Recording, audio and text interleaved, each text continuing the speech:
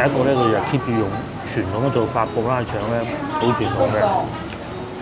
好長一段時間咧，我哋都認為文秀東路又梗係變得熱鬧起身啦。因為有市場啊嘛，上次行過，今次就唔行嘅。咁大家如果翻到嚟呢邊遊玩嘅話咧，咁你過嚟睇下也無妨嘅。終於入咗嚟博物館，哇！都做得好精細喎。同埋咧，雖然佢呢個廣州酒家，但係咧其實都會有其他嘅餐廳名見得到嘅，國產啦，又有膠凳啊，我記得裏邊芝士。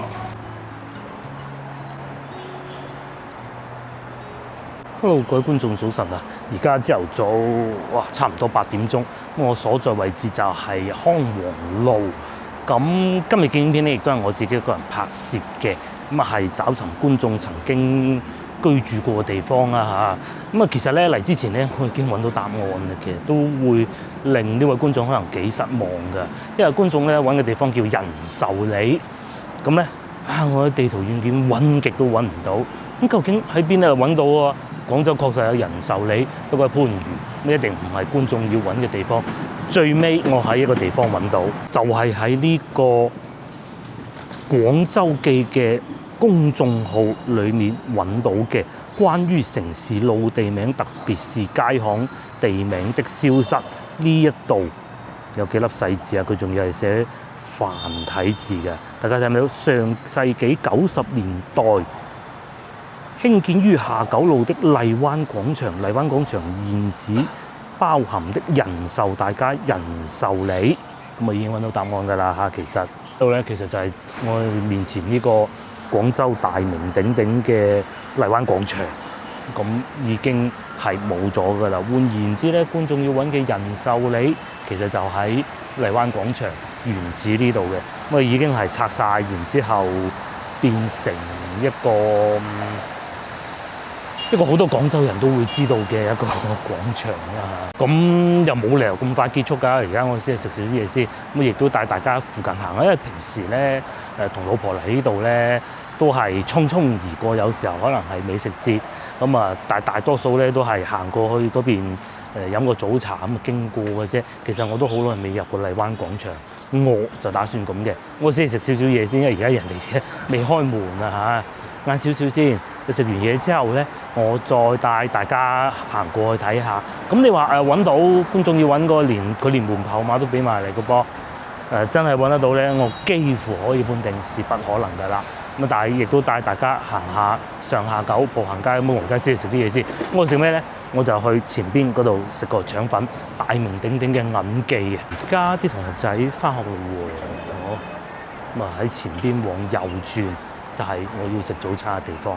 於我哋面前呢度咧就應該係叫上下九廣場嚟嘅，如果我冇記錯嘅話。咁我要食嘅地方叫銀記啊，咁啊就喺前邊往右轉嘅啫。因為而家朝頭早咧好多爸爸媽媽帶啲家長帶啲小朋友翻學啊，咁所以咧其實係會幾繁忙嘅條路。唔好意思啊，我講嗰個腸粉店喺嗰邊，唔係右邊。咁其實咧，我相信咧都可能會近觀眾以前住過嘅地方，咁啊食咗嘢先啦嚇。樣樣嘅上下九步行街，到朝頭早係咁樣嘅，咁係旺過北京路嘅嚇。呢個時間段嘅北京路咧，當然係冇乜遊客啦，咁啊，但係其實係會比呢度冷清少少㗎，因為呢邊始終都多人喺度居住。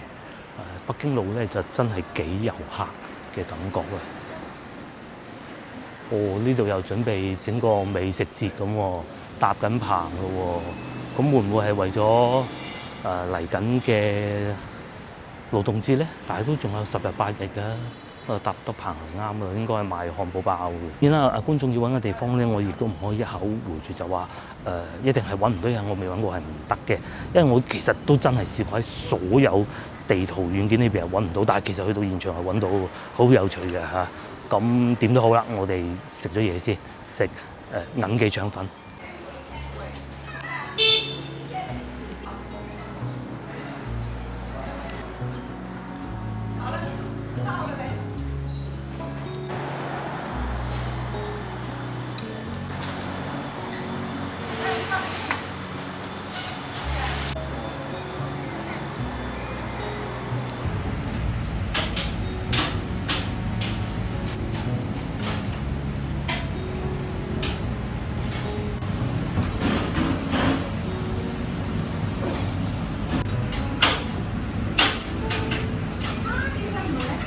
Hello，我早餐就嚟咗啦。咁我要一個雞蛋豬肉腸粉，咁14蚊半嘅上平咁啊，同埋咧要多碗粥啊。今日咧就要雞黃粥，咁同埋要多呢條油炸鬼在路上喺後邊處理中。睇下個腸粉先嗱，佢哋銀記腸粉係咁噶，係會有夾菜，不過冇以前咁大條嘅嘢啦。咁啊，通常夾嘅菜咧都係生菜嚟嘅，有啲肉蜆，OK，同埋雞蛋。咁佢哋銀記嘅腸粉咧係布拉㗎，咁啊，所以咧佢係會睇上去比較黏埋一齊咁嘅感覺嘅咯。咁但係你話講到腸粉嘅話，廣州人應該都唔會唔知道銀記腸粉啦。咁雖然咧呢間店咧唔係佢哋嘅總店，唔係佢哋創始店，但係咧都喺我哋嘅心目中啊最愛時間㗎啦。咁佢哋腸粉咧最值得欣賞咧兩個地方。第一個咧，佢就 keep 住用傳統嘅做法，布拉腸咧好傳統嘅。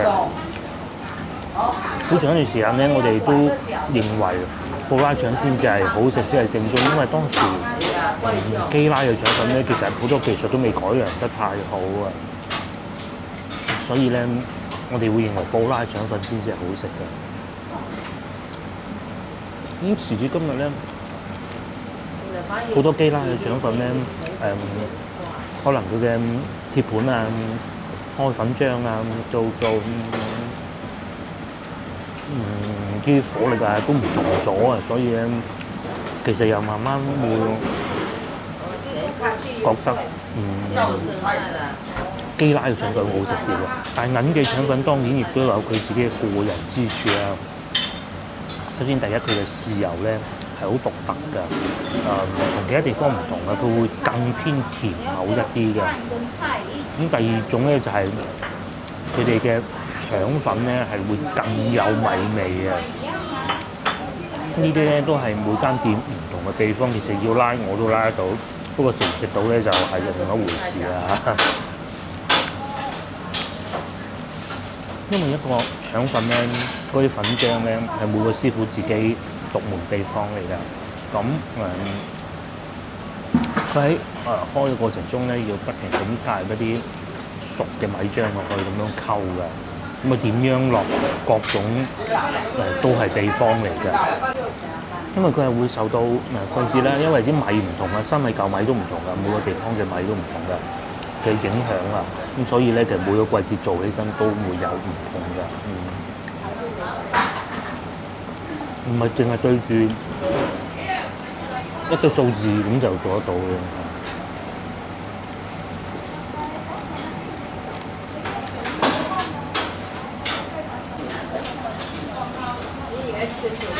14蚊半一碟嘅腸粉，大家覺得性價比如何咧？咁如果計翻美金咧，已經係超過2蚊㗎啦嚇。即係呢碟腸粉咧，已經係需要不低於2蚊美金先食得到嘅。喺你哋嗰度呢碟腸粉又要賣幾多錢咧？同埋食起身係咪又好似我面前咁樣咧？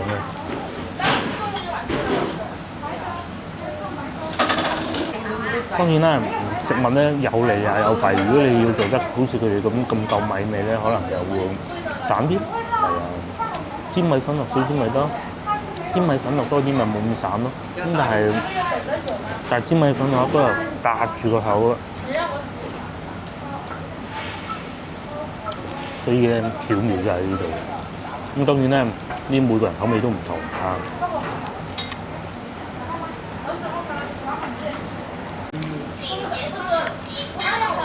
廣州人咧食得好嘢多，好多人咧眾說紛紜對銀記腸粉，但係咧亦都不改佢哋選擇銀記作為早餐嘅理由咯。腸粉咧我食完啦，咁啊佢銀記咧嘅腸粉咧就好似其實落油係會比較克制嘅，因為啲腸粉真係好誇張嘅落得。靚還靚嘅，真係多嘅真係不是太好。接落嚟就到夠雞粥啦，擺咗一段時間。呢邊係雞柳嚟應該係，我估雞胸肉拆出嚟嘅吧，估嘅咋。個粥底都係好綿嘅，同埋有好多生菜絲咯，咪夠健康啊嘛。咁食粥之前你梗係要翻動下先㗎啦，有薑絲，好幼嘅。咁另外咧仲有一個油炸鬼，哇賣到10蚊半啊！對，嚇咗一嚇添。咁樣食就好啦。佢嘅油炸鬼唔係嗰種裏邊實心嘅油炸鬼嚟嘅，未必100% 係現場炸，因為呢個我真係實在冇辦法證實。咁但係咧點都好過嗰種用空氣炸鍋焗出嚟嗰啲，真係好多人。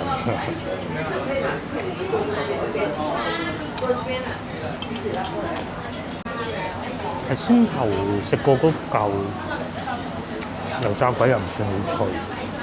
我覺得未必會係現場炸，都係來貨嘅，或者總公司做好送過嚟啩，我估會有。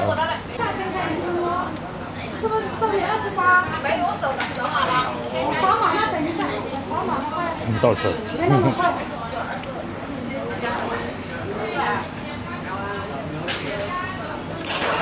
粥咧，佢落鹽都係好克制嘅，唔係死落鹽嗰種啊，呢樣幾好。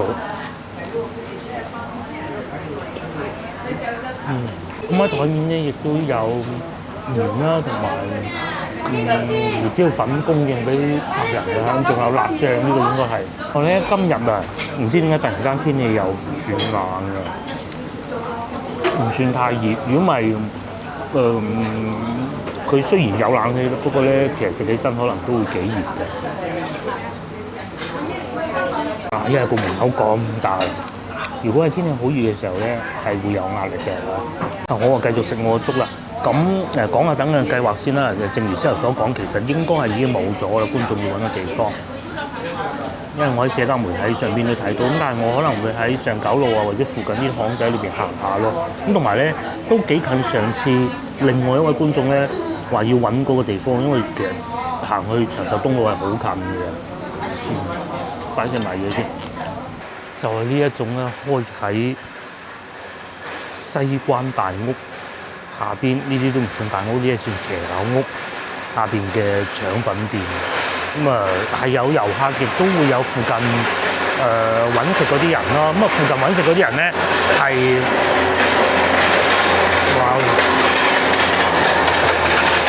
做服裝批發生意嘅人嚟嘅嚇。咁喺嗰個方向喺嗰度行過去咧，就可以去得到上九路、下九路啊呢個方向。至於呢邊望過嚟，見到清平飯店嗰幾個字，一路行過去，咁去得到人民路嘅咯，即係以前會稱之為惠愛路嘅地方。咁雖然咧而家上下九呢邊咧，尤其近上九路啊，好多鋪頭咧都已經變咗批發嗰啲店嘅倉庫啊，咁但係有啲咧都保留翻啲舊名嘅，但係就入唔得到去啦。譬如喺上邊呢度寫住成安街呢幾個字咁啊，又或者有啲舊屋咧，其實都仲係保留翻原汁原味嘅。咁但係有啲街有人住㗎啦，可能係倉庫嗰啲員工喺樓上住啊嘛。咁但係有啲係真係丟空咗㗎啦。我接落嚟又慢慢行下啦。咁至於鏡頭正前方呢個位置，其實就係觀眾要揾嘅地方係人壽里嚟，因為我睇社交媒體講啊嚇，因為有好多鋪頭已經變咗倉庫，有啲又租唔出去，咁所以咧亦都荒廢咗好多，都好多都有呢啲羅馬柱嘅，同埋點解會荒廢咗咧？好多時候咧，佢哋會變咗歷史建築㗎，咁有辣有唔辣啊嚇。好處就係保留得到落嚟咯，即係佢唔會貿貿然俾人拆咗佢，或者用其他用途啊。咁佢都會寫清清楚楚，好似呢度咁。上九路72號騎樓，咁係幾時落成嘅？仲有個 QR code 你可以掃描，咁知道佢嘅歷史咯。但係壞處咧就係基本上咩你都唔裝得㗎啦，唔大搞得㗎啦，所以只能荒廢。譬如話，我舉個例子，佢想做個奶茶店。喜茶咁但係你同警察講，喂，全部都唔搞得㗎喎，啊，可能冷氣機裝起身都好麻煩喎，排污又唔得㗎喎，唔改動得㗎喎，咁最終嘅結果就只能係變成而家咁咯。咁做倉庫就得喎，反而啲歷史感就係咁嚟。其實最佳方案咧，應該係有啲大財團入嚟買咗佢，或者簽個長期租約。咁啊，改造成為嗰啲好有格調嘅民宿，又或者係咖啡店咁嘅。咁其實都有啲喺度做緊㗎啦嚇。不過咧，咁大片咧，冇咁多大有錢佬去搞民宿㗎。咁啊，裏邊都會有啲公寓嘅，但就只限於公寓呢啲唔好住啊嚇。上邊嗰啲坑渠都仲係未改造，仲係瓦片嗰種嘅。然之後啲窗咧都仲係木㗎，咁佢係令到佢唔好跌落嚟嘅啫，跌落嚟砸親人就唔得㗎啦。咁再嚟呢度寫住小蒲蘭，應該咁讀啦嗬。仲有阿良美食添，不過應該未開工㗎。入面有啲巷仔嚟嘅。應該係啲掘頭巷嚟嘅，應該唔連通嘅。或者行前少少，我揾條巷行下。咁再嚟啊！呢度有兩間學校，小型嘅學校，一個咧係幼兒園。咁啊，啲小朋友已經返晒學㗎啦。咁前邊咧仲有個小學。啊，唔好意思，呢度先至係小學啊。以前係中學嚟㗎，咁而家變咗小學咯。返晒學㗎啦，已經啲小朋友。前邊仲有個幼兒園嘅。其實如果唔怕太舊嘅咧，反而上九路呢邊啲屋咧，係比下九路嗰邊咧更原汁原味嘅。咁當然啦，你亦都可以話係破敗，我甚至乎會用破敗嚟形容㗎。佢係有陽台，如果擺喺民國嘅時候咧，呢啲就好靚㗎啦，好威水嘅。咁但係嚟到依家都仲係咁，就未免有啲過時啊。呢度叫連勝里啊，sorry，連貴里。行得到入去咁嘅喎，好似咁再往前行咧，其實已經係德星路嚟㗎啦嚇。呢度又有條巷啊，19鋪美食，哇，人都冇過喎，應該我估都係掘頭嘅啫。賣熱乾麵嘅，可能夜晚會熱鬧啲嘅。哦，呢度仲有告示，早幾日發出嚟啫，佢係意思係會有翻新工程，會有圍蔽嘅。哇！原先呢度係一間屋嚟嘅喎，連個窗都通埋㗎啦。裏邊係點嘅咧？不如行下啦，睇下咪又真係掘頭嘅。前邊有個美髮，應該係髮廊啦。咁地下仲係呢種青磚嚟嘅，有個告示嘅。佢意思係光復中歷史文化街區。咁其實呢邊都算係嘅。要告示12個月，但係問題係23年告示喎。我睇呢度揾唔揾到觀眾要揾嘅地方。如果呢度咧係都仲有名嘅咧，其實係有可能揾到嘅。不過我而家都未睇到咯。冇，唔好理佢啦，行下啦，睇下呢度行唔行到翻出去。不過我估佢應該係可以一路行，如果係通得到嘅話。行得翻去德星路，應該係嘅。咁喺右邊咧就係我先頭講個小學嚟嘅啦，有人住嘅喎。前邊會唔會係掘頭嘅咧？呢個仲擺快遞嘅添，係有人住㗎。哇，好鬼窄㗎！哦，應該出得翻去。前邊應該唔行得㗎啦，我哋行呢邊啦。而家行緊呢度叫鹽行。正前方應該就係荔灣廣場嚟㗎啦，上九東街。哦，行得翻出去嘅。我哋往右邊轉過去睇下。哇，好舊嗰啲屋。哦，上邊呢個係有人住㗎。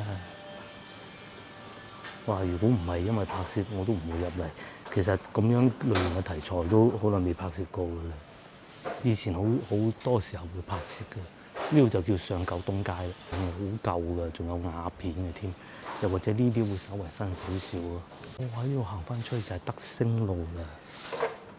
咁有啲仲準備加裝電梯，唔知係咪？我覺得唔係。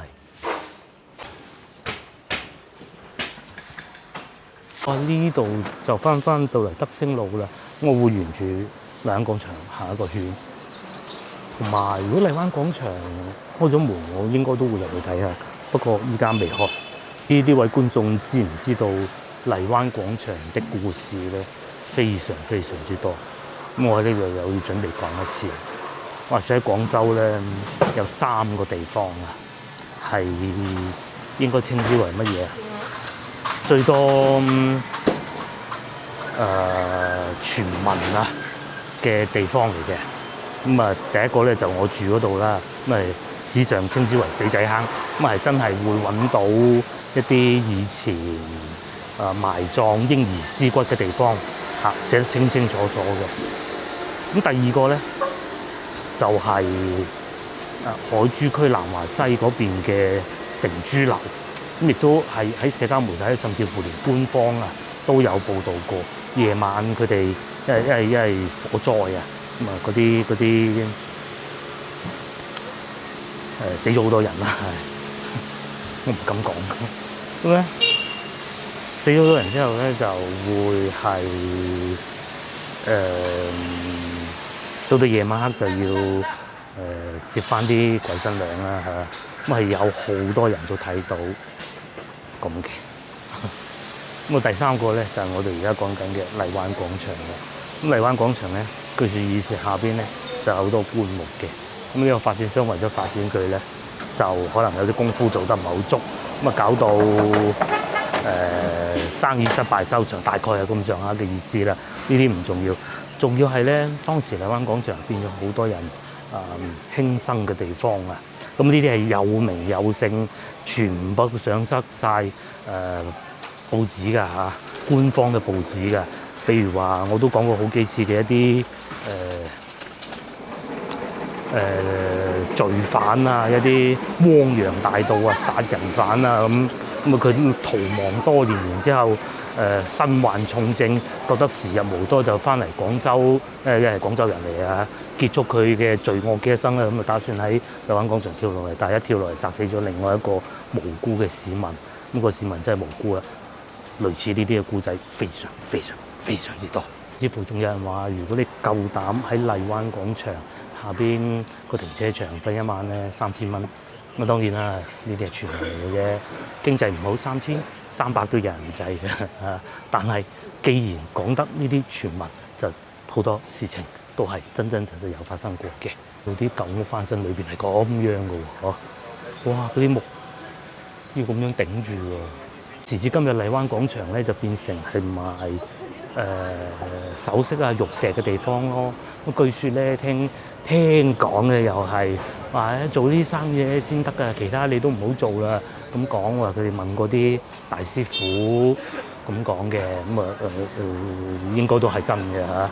因為事實上咧，佢曾經有段時間咧，啲生意變得好慘淡㗎，即係就唔掂咁㗎啦。咁但係咧，事實上咧，佢做咗玉石嘅生意之後咧，又好翻喎。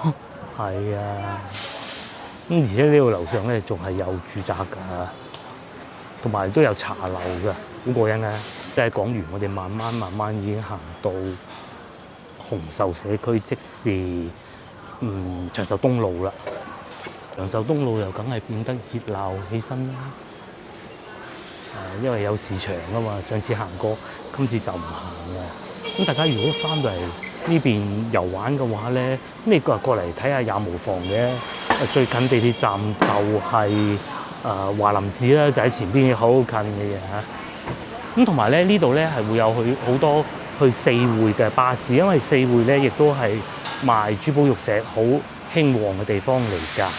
咁有好多客商咧會兩個地方行啊，或者係喺呢邊採購完又過埋去四會嗰邊嘅。咁就喺地鐵站上邊就有巴士坐㗎啦。真係有錢喎！荔灣廣場翻新咁咯喎，做緊工程喎。始終咧都係做批發市場好啊，喺廣州呢啲都係批發市場嚟嘅。咁佢因為華林寺呢度附近咧係都係會有好多玉石批發㗎。應該喺廣東省咧四會啦，同埋呢度係最大嘅啦。所以咧佢做翻呢啲生意都啱嘅。未開門喎，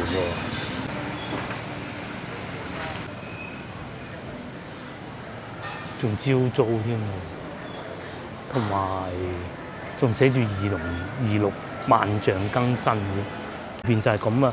咁喺我哋年輕嘅時候咧，其實呢度就係潮流集中地咯，賣嗰啲Yes 啊、雜誌啊、嗰啲老闆 CD 啊、明星海報啊咁嘅地方嚟嘅。咁啊，依家就同對面一樣啦。咁啊，對面係光鮮啲嘅，嗰度都有地鐵站落去㗎，就係賣珠寶玉石啊、黃金啊各種咯，都好旺啊！呢度朝頭早，呢個時候揸車經過咧，呢度都會輕微地塞一塞車㗎。整條康王路咧，呢度算最繁忙，差唔多啦嚇。珊瑚供應鏈咁嘅喎，佢認為咧喺整個西關咧。呢度算變化得比較大嘅，一個就係大同路嗰邊啦，因為有地鐵啊嘛。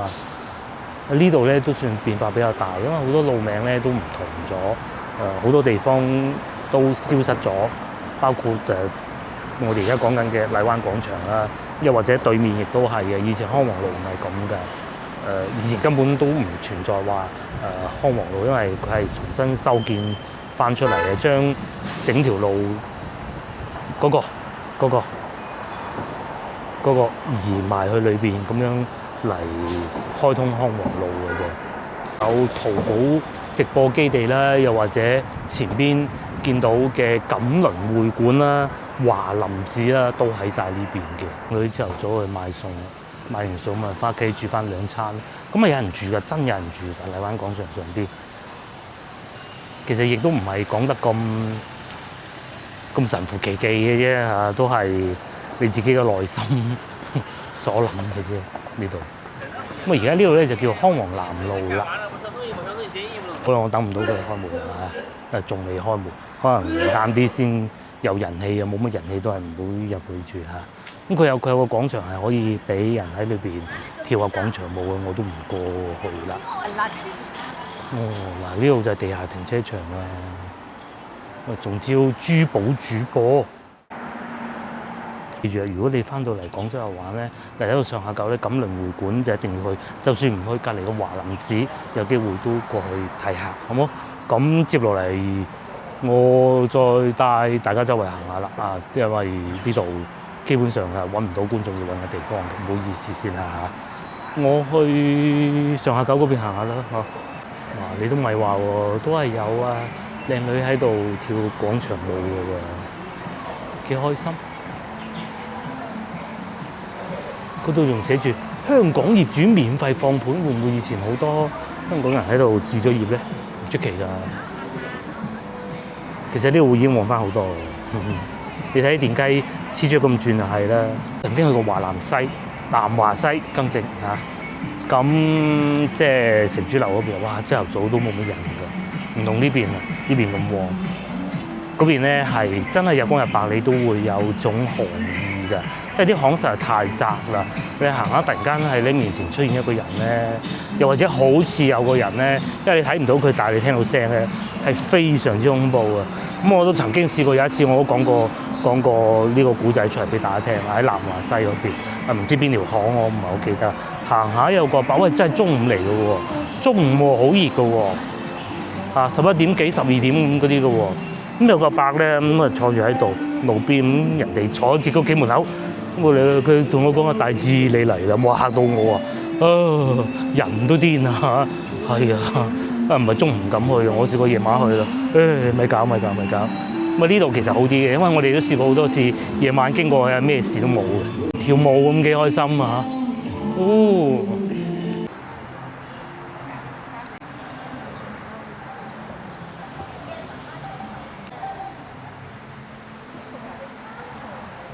而家係9點鐘，上下九步行街就係咁嘅啦。咁啊，如果你係想飲茶嘅咧，其實而家嚟都冇問題嘅嚇，因為前邊有2個茶樓都係唔錯嘅，就係陶陶居同埋廣州酒家啦。咁其實我想入廣州酒家睇下嗰個博物館啦，唔知而家開咗未咧？因為之前咧曾經有一次去過係開咗嘅，不過當時冇時間睇，冇拍攝到嘅啫。咁我睇下今日睇唔睇到咯。入去睇下。朝頭早就冇乜人㗎啦。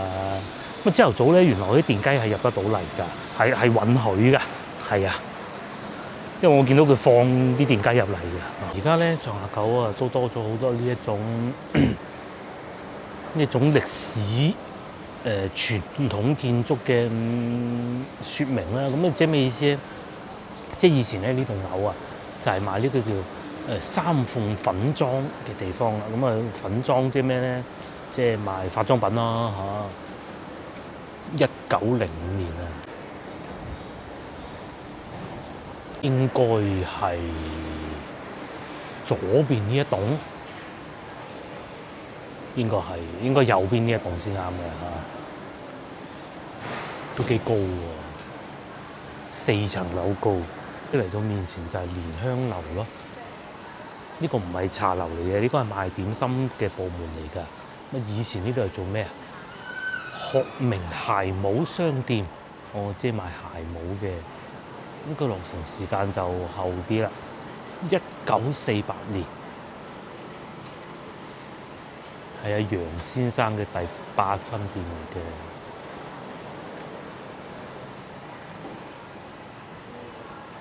而家就變咗蓮香樓啦。呢度仲勁啊！呢度咧就係秀麗樓，咁佢同埋咧寫埋點解叫秀麗樓咯。咁啊講緊向秀麗嘅英勇事蹟嘅嚇。咁如果我冇記錯咧，其實咧呢度係以前啊上下九啊，其實改個名啊，都係叫秀麗路嘅。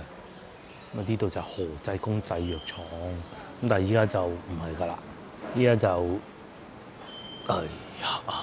冇咗。最初係叫天喜堂，嗰幅畫咧就可能改咗，有陣時未黐上去。天喜堂。終於我嚟到粵菜博物館，未開門，不過好在噃，佢寫係9點半啊到2點㗎，咁就仲有10分鐘就開門啦。既然都嚟到，梗係入去睇下啦。嗰10分鐘到啦，咁咪終於開門，我哋入去睇下。終於入咗嚟博物館，哇！都做得好精細喎。同埋咧，雖然佢呢個廣州酒家，但係咧其實都會有其他嘅餐廳名見得到嘅。咁啊擺中間就梗係廣州酒家啦，隔離係大同酒家。咁當然呢個係一個意境圖嚟嘅，大同酒家其實唔係喺佢隔離嘅。當時嘅廣州就咁啦，仲有陶陶居啦、蓮香樓啊。喺度影啦！我哋頭先咪經過。至於呢邊就仲有啲杯，呢啲唔係翻新嘅喎。大同啊，真係豉油樽。同埋啲爛碗咯，呢度仲有啲照片嘅。東方賓館音樂廳。嗱呢個咧就係大沙頭啊！而家大沙頭咧仲係可以食宵夜㗎，後尾冇咗啦嚇。2000年嘅時候啊，同埋呢個係黃沙水產交易市場，即係而家搬咗啦嚇，係咁嘅。至於去到1978年，我都未出世嘅。呢度仲見到一個芳村嘅賣海鮮嘅河鮮嘅地方，啲舊嘅餐盤添，唔知咩意思咧？啲上菜啊，要攞個蓋蓋住佢噶嘛，呢個就係嗰個蓋啦。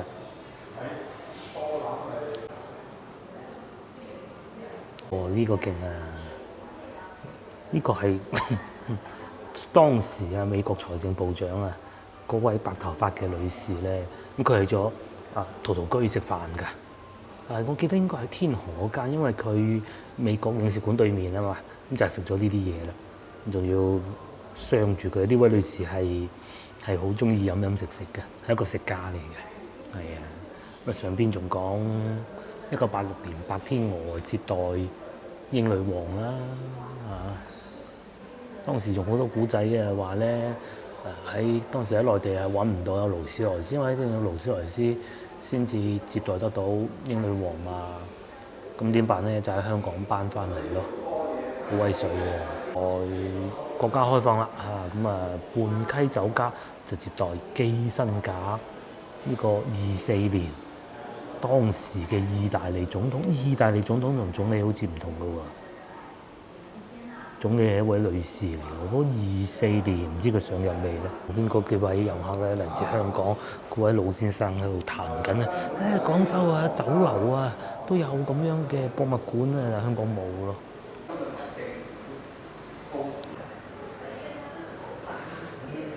地下咧仲有呢啲舊嘅地面磚添啊，同埋一啲貝殼咯，又或者有廣州舊嘅地圖啦，或者地名完全唔同晒喎。懷聖寺仲有，咁我而家咧就喺呢度翻工㗎啦。我喺門口咧仲有呢幅畫，哇，好別緻喎，畫得寫晒廣州嗰啲比較知名嘅餐廳。咁當然呢度係廣州酒家，咁廣州酒家就梗係大啲㗎啦，畫得好正常嘅嚇。咪喺度炒牛河啊，飲靚湯啊，煲仔飯啊。如果你係唔知道揾咩好嘢食咧，或者食乜嘢食物，睇呢度啊啱。其實咧一路好耐以嚟咧，有觀眾咧都問我啊，究竟邊度去揾好嘢食啊？其實重點係食乜，而唔係去邊度食啊。呢個先係精髓。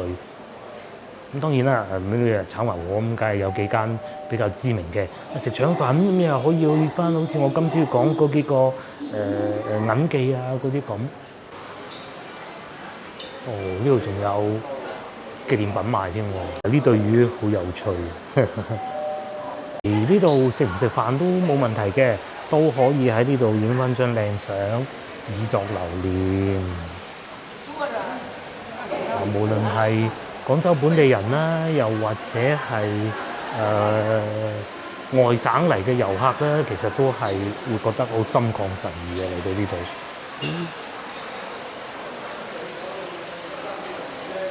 真係幾靚嘅。而家都竟然仲係要等位㗎噃，真係諗唔到啊嚇！而家差唔多10點啦，早茶都飲完㗎啦，唔通等中午食飯，等19張台啊！等咗半年㗎咯喎，排隊都。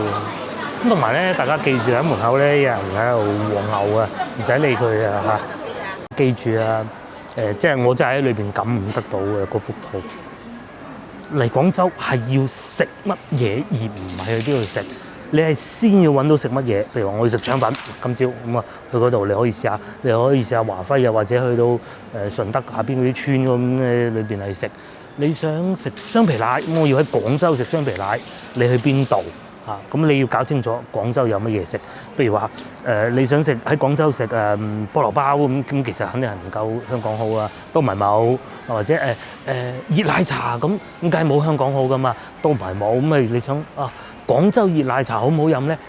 都有，咁你就要知道邊度飲啦。個原理係咁，而唔係話我要去嗰間好好啊咁樣，嗰間乜嘢好你要搞清楚，同埋要嚟食乜嘢嘢。OK， 係我繼續行啦，咁行下啲舊街舊巷啊，都幾多人嘅喎嚇，算唔算多人算㗎啦其實。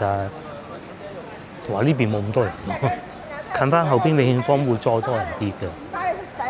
至於上下九依家就變成咁咯，咁有啲戲院都仲喺度嘅。平安大戲院啦，賣衫呢啲就肯定係冇以前咁輝煌㗎啦。以前講到先頭我哋去第一個嗰個化妝品店以前化妝品你係嚟上下九買嘅講緊1900幾年嗰陣慢慢咁化妝品你可能去百貨公司有得買啦到而家上網買個時代係變緊嘅咁所以咧上下九咧有啲地方跟唔上嘅節奏咧，咁就慢慢淘汰嘅啦。咁比較幸運嘅，譬如好似電影院其實都仲運作緊嘅平安大戲院，呢度就開咗好耐啊，1951年，好勁啊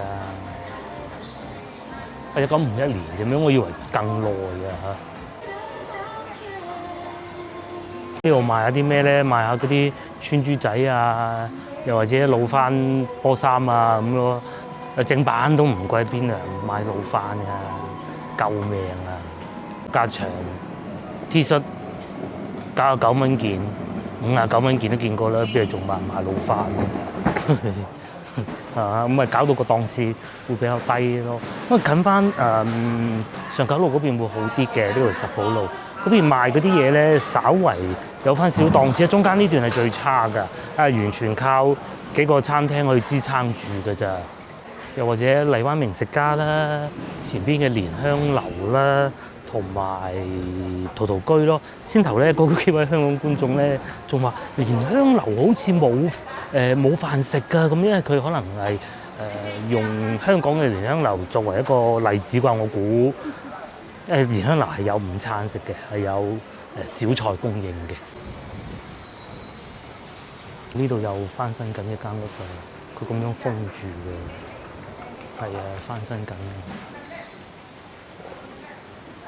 上下九有好多變化咁啊，當然亦都會有啲新嘢出現嘅。一啲酒店啦，一啲賣首飾㗎啦，咁但係都不怎麼樣嘅。民生嘅咧，反而呢個郵局仲 keep 得住喎，咁梗係郵局係國家㗎嘛嚇。於呢啲就不怎麼樣了。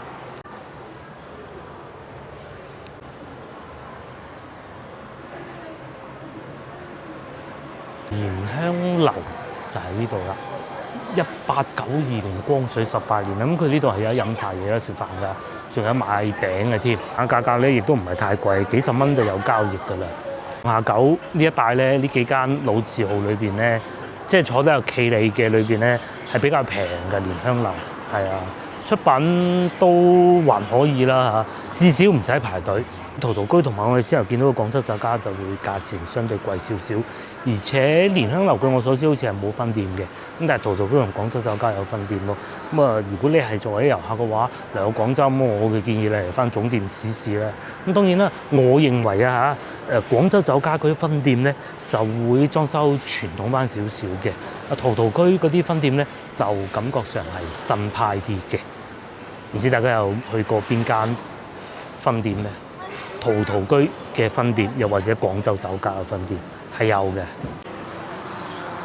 咁廣州酒家同陶陶居各有特色啦。呢邊冇廣州酒家咁新啊，梗係可能冇咁多人排隊嘅。但係兩個地方咧距離都唔係好遠嘅。因為嗰邊攞唔到位，咪過嚟呢邊碰下運氣咯，都係會有得飲茶同埋食飯嘅。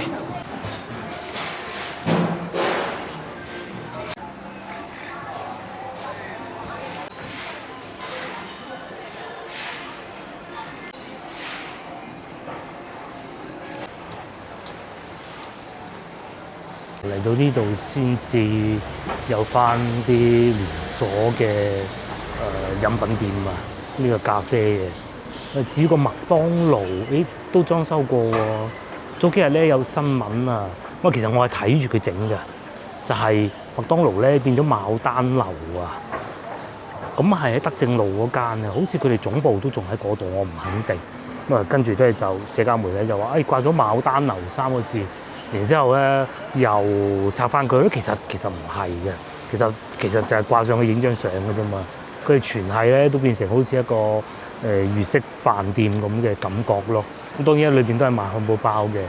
對面咪而家一樣係寫住牡丹樓，下邊咪寫住一啲粵語嘅字，又或者係牡丹樓就係麥當勞嘅諧音嚟㗎啦嘛。國產啦，又有。膠凳啊！我記得裏邊芝士嗰個字我係唔敢讀，鳳梨啊。再往前行咧就係永慶坊嚟㗎啦。我喺前邊轉咗去黃沙坐地鐵咯。翻到呢邊咧就新鋪頭會多翻啲咯。梗係啦，永慶坊啊嘛，佢重新改造過。呢度有西關小廚新開嘅，不過遊客區呢啲咧，即係我未食過，我唔知啊嚇。都幾難攞位嘅，仲有便利店添，都幾型啦。仲有呢個喎，呢個可以買飲下。新出嘅新奇士橙汁汽水。幾日咧，我嚟到呢邊咧，我就揸車經過呢度添啦，因為去洗車啊，咁啱經過呢度去洲門嗰邊啊，唔知導航點解使咗我過嚟呢邊。當時都仲還好嘅，感覺上咧而家咧仲冇我嗰日經過咁多車添喎。不過咧嗰啲路啊真係窄到不得之了。呢度都有停車場嘅，嚟到呢度咧已經係恩寧路嚟嘅，咁即係永芳咯。咖啡店呢又一間新嘅咯，都係連鎖式嘅。喺呢度附近行咧，你就會聞到一種好得意嘅味道，既係嗰種古舊嘅西關嘅味咧嘅同時咧，又會有咖啡嘅味道嘅喎。